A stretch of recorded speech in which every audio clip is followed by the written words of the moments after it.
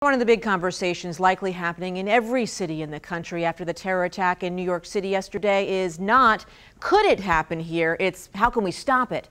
There are dozens and dozens of miles of bike lanes and paths in the district. But as WUSA 9's Michael Quander explains, many of them, they're not protected. No, even though New York City is more than 200 miles away, people right here in the district are talking about what happened. Many of them want to know what the city has in place to keep them safe.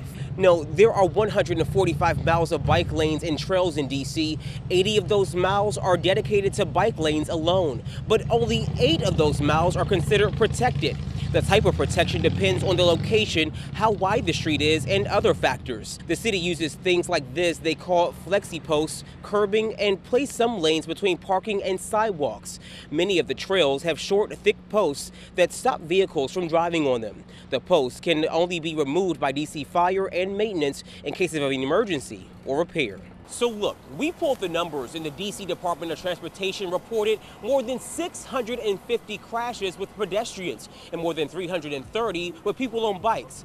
Now, we can tell you those numbers are between 2005 and 2010.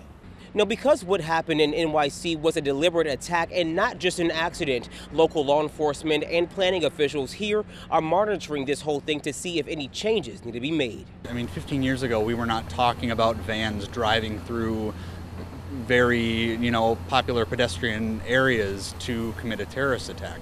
Now we see a pattern developing. We have to work to stop it. Reporting in Northwest Washington, Michael Quander, WUSA 9.